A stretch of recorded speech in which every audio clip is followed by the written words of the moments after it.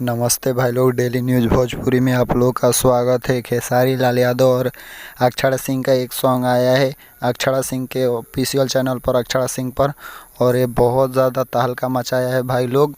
मात्र 6-7 घंटा में 2 मिलियन व्यू क्रॉस कर चुका है और ये सॉन्ग ट्रेंडिंग में भी अपना जलवा दिखा रहा है और ट्रेंडिंग नंबर 10 पर चल रहा है म्यूजिक सेक्शन में।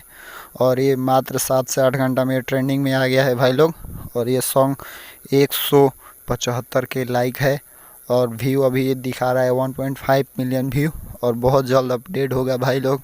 इस चैनल पे इतना व्यू पहली बार लग रहा है आ रहा है, इसीलिए यूट्यूब सब अपडेट नहीं कर पा रहा है।